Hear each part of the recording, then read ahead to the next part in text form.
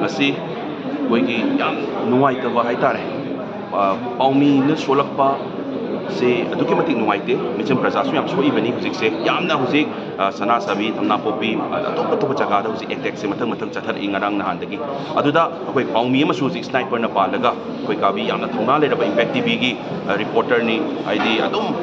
aina su masa personally khangjai mayamna youth oiba yamna leibak ki khanba mayamda paujel piningba achumba paujel piningba reporter amani si hujik mayamda information pining bai damak chat reporter ama su hujik sopa haurakle aduna kayam kuina khangi doino khoi se chahi yam phajale tha phajale le phanam phajale adu hujik pok da koina main agenda se koina divert tongna ba sum political gap ruling or opposition or koina divert tongna ba sum taw leire ba haibadi issue ma lakpa issue ma divert tongna ba issue ma lakpa issue ma divert tongna ba akoi gi main agenda ori ba se enemy se kanano akoina pami pose kain akoina pami pose karino manipur kan ba hana lauraga manipur kan gadam nati akoina manipur kan first da akoi gi mapadai changjali ba terrorist sing kuki terrorist sing se hana eradicate tokhiba su da leiba su sign tongna ba se si lokthokpa abrogate tokthokpa NRC chana han ba 1951 gi matung NRC chana han ba yumda lanjena rak leiba sing se mayumda hanjanan ba yellow mi sing chap chap right pang ba sida hana focus tawra kanda akoi ni agenda amda pulap lawina ragadi phagadaba natabida akoi gi amagi agenda am puthorpa da su ama hek akoi na dhana chatpa adai mapan da kenom issue ma tawre manipur da suk mai cha ingai sida adura focus tawge di leitraga mapan gi issue ma thok matam da koi manipur dai dhana chatlakpa gumba si yam nungai taba agenda ma yam thok pasina akoi gi agenda amada focus tawba ngamdre ba agenda amda focus tawba ngamdra banina kari no pami base rally amagi political party amagi rally am chalakani political party amagi rally am chalakani pami base kari no hai base unite oi bangam drabne punjan bangam drabnina confuse sat pasu mayam chu leirangani hai tare adura forces mayam am lakre manipur da paramilitary forces mayam lakre central forces mayam am lakre hauji bu sol tawba ngamde hai sinadi sarkar se difang tawre hai bani ngamdre hai bani aduda ngamdri ngai sida muksu political games hanaba kangu mu thole ibni to haidi phamje pai hona ba kumain tawraga phamje pai hona ba hona sige hai bagi koi kumain punjan la kanda thabak se oina ba hona usige terrorist sing se kuki terrorist sing se kumain eradicate tawna ba akoi punjan la ga hona min se khanda ba makai ai kumain akoi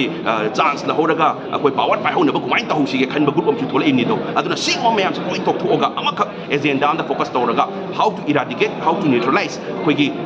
eradicate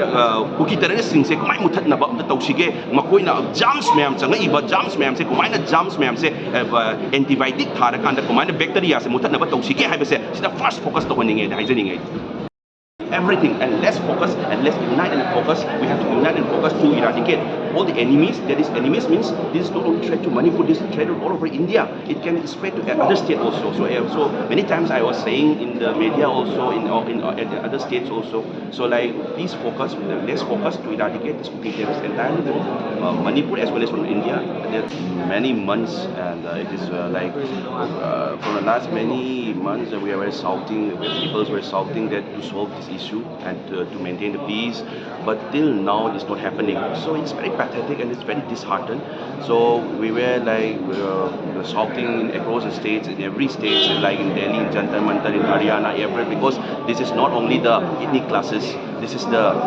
attack from a different country, this is the attack from a terrorist, so from cookie terrorists. So we were shouting again and again. So everyone is like making it as a political game, is making it a political issue.